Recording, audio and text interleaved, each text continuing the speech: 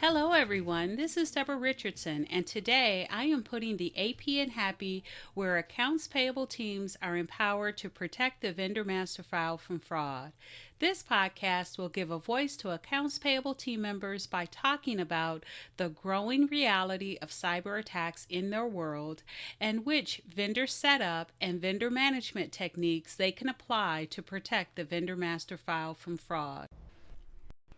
Need training? Visit the Vendor Process Training Center to enroll in your choice of weekly live and on demand training sessions. Plus, get access to vendor setup form templates and reference tools that will help you and your team avoid fraud, fines, and bad vendor data.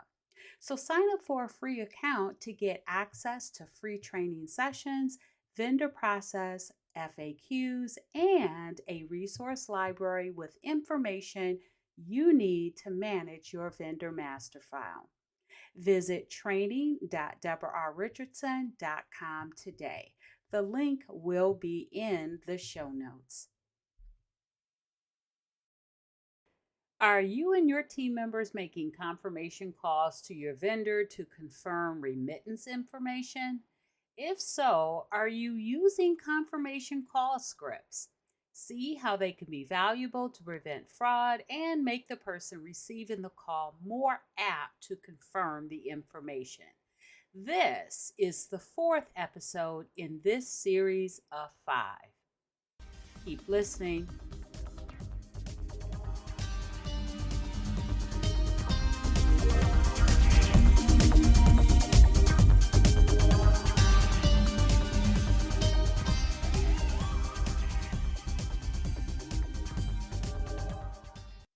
Welcome to episode 318, Confirmation Call Scripts number 4, Adding Remittance Addresses for Check Payments.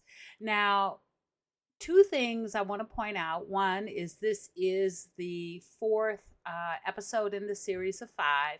The other 3 can be found just prior to this episode number. So it starts with episode 315, goes all the way to episode 317. So 315 was confirmation call scripts number 1, changing banking details for ACH wire payment.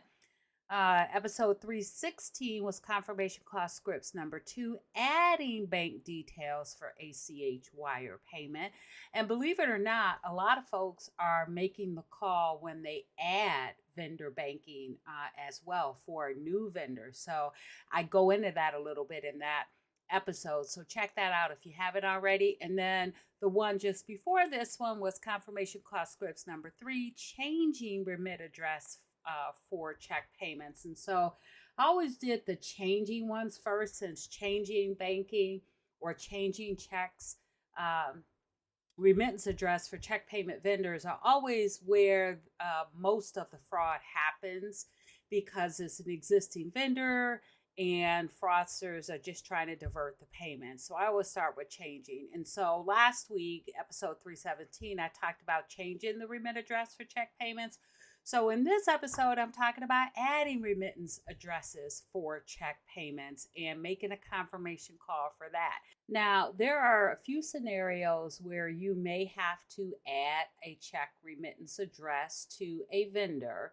And this could be in the case of a new vendor, because if you listen to the episode where I talked about adding bank details, and I just said it, I think, in this one too, many buyers or clients or companies like yours will confirm all remittance information, whether it's bank account details for electronic payments, ACH or wire, or whether it's a remittance address for a check payment. So if you have a new vendor and you are adding a remittance address for check payments, you can reach out to them and confirm that, especially if you got all their information, all their supporting documentation like the W-9 or a copy of the contract or something from an internal team member and not directly from the vendor, or even if you got it from the vendor, because again, you never know whether these things are valid, whether if you're getting it from an internal team member, whether they got it from crook.com, whether they were social engineered. It's always best to confirm the remittance information. So that's one, if you're adding a new vendor. And two is if you are changing a vendor from an ACH payment to a check payment and they have a different check remittance address.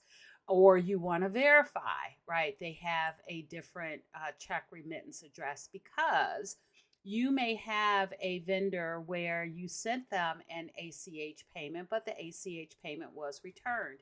And I actually get this question quite often where they think, well, can I just automatically reply or change that vendor to a check payment and just send it to whatever address is on file? But if you think about it, if the ACH is no longer working, the banking details are no longer working, then guess what? Maybe they moved. Maybe their check remittance address or the remittance address to send check payments is no longer valid as well. So you may need to change it for that. And then, of course, maybe the vendor did let you know that they need to add a new check remittance address. Some vendors will have multiple addresses that they may need you to send payments to. That's the same for banking too, right? They may need to have these types of payments or certain types of payments sent to one remittance address or one different bank account than another type of payment. I talked about it with the banking with, of all things, right? An example was the banks themselves. Sometimes they want ATM payments to go to one bank account and other types of payments to go to other bank accounts. Same could be true for remittance addresses. It could depend on the type of product you're buying. And so you may be adding a check address. I will tell you that when I was a practitioner, we had quite a few systems, and in a lot of the systems, especially PeopleSoft, because PeopleSoft required you to have a separate address ID for every separate address, and I guess the same could be said for systems like Oracle, where they have multiple site IDs based on different addresses, or maybe other different criteria that requires a new site ID.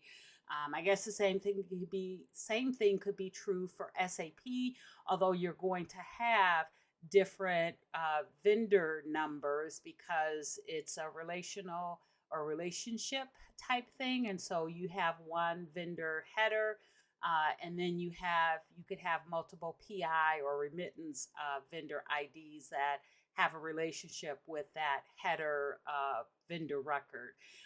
And that depends on which version you're using, because you could be using the most recent version of SAP HANA that deals with business partners slightly different than, let's say, SAP version ECC 6.0 or whatever version you have of ECC. And so business partnering and the partnering function is slightly different in depending on which version of SAP you have, but still it could require, right, additional vendor IDs based on how many different addresses or banking sets of banking details you have. And that could be true for any system.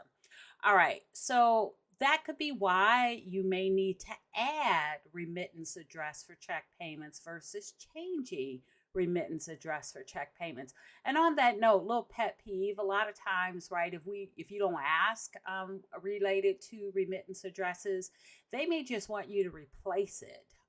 And I know in our vendor master file, we had 7 different ones, and I know that in some of those we had multiple address IDs or site IDs or vendor IDs because we didn't ask the question of whether or not it replaced or added. And if we didn't know, we just always added it, which meant we had way more, right, address IDs, location IDs, vendor IDs than we needed to have.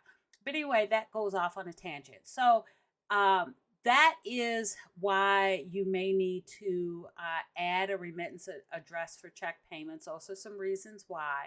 And then when making that confirmation call, and I've talked about this in the other three episodes, the reason that I recommend you have a confirmation call script when making those confirmation calls, whether it's for bank changes, bank ads, check changes, or check ads, is because there are issues with the confirmation call. And I'll in each of these episodes I talk about five.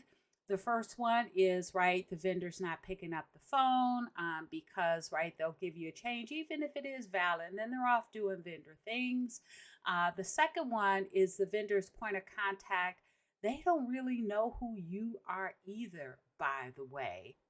So when you're calling them and you're asking them to confirm remittance information, that can throw them off and make anyone a little bit uncomfortable. And I think I gave a story in episode 315, the first one, about when I got contacted related or regarding my banking information. It might have been in episode 315 or 316 because it was related to adding banking for a new client of mine. They were adding me as a vendor.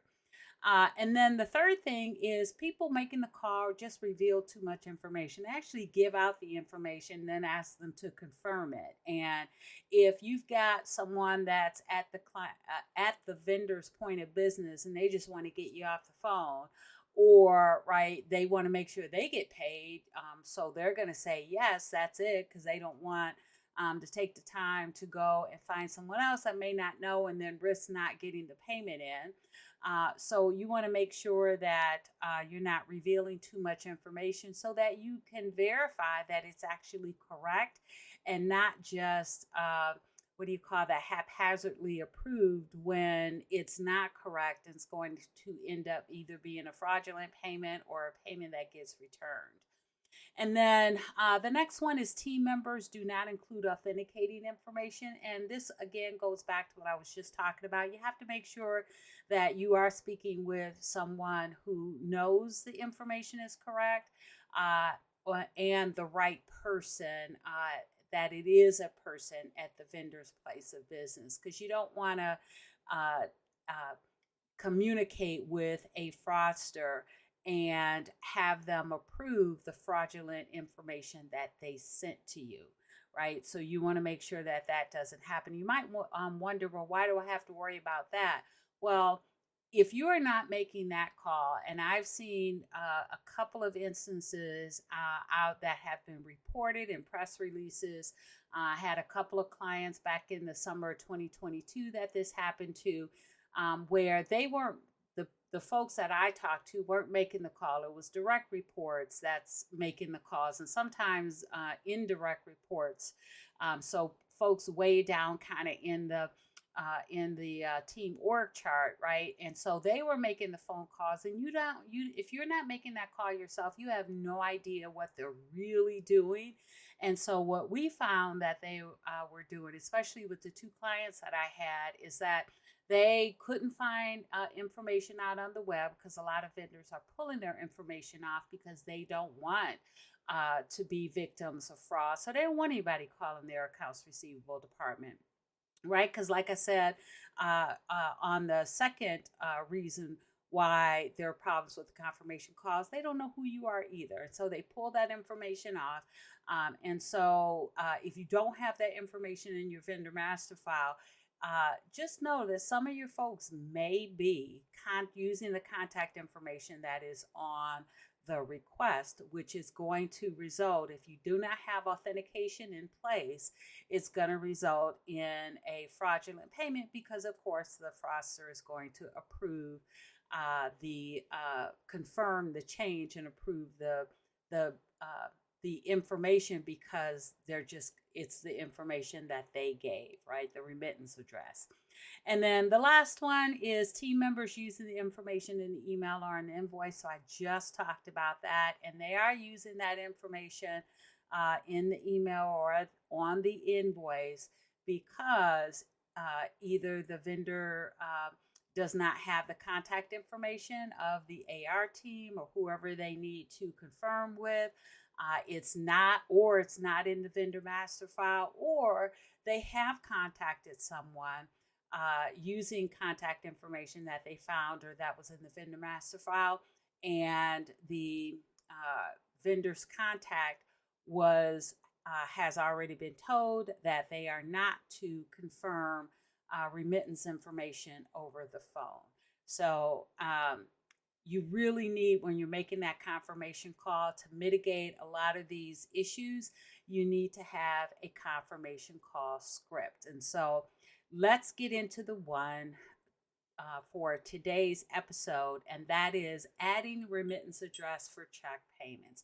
Now, if you've listened to the other three, this is going to sound a lot similar to it, except it's going to have some different authentication, a different authentication question. And by the way, with all of these, you can replace any information that you think would make it better for your company. Everyone's company is unique. Maybe your industry is a little unique, right? And you want to change some of the authentication or some of the wording, feel free. All right, so here is the confirmation call script. So the first thing, just like the other ones, we're going to say good morning, good afternoon, my name is, and then you'll say your name, and then I am from, and then you'll say your company. And the next thing is a request has been received from, and then you will give either someone at their company or someone at your company. And the whole key behind this is to make sure that you're trying to find the name of the person that they know. And if they don't know your internal employee name, then you want to give them the employee at their company that they would either know or can look up. So the confirmation script would go this way: a request has been received from either their internal team member or your internal team member, and a request has been made to set you up as a vendor in our system for check payments. Now, that sentence can be changed depending on what it is you're doing, the reason that you're adding the address for check payments. It could be for a new vendor. It could be because a payment wasn't successful. It could be a request has been made to add that vendor to or add that remittance address to an existing vendor record. All right, the next sentence is a confirmation of the remittance address is required for this request.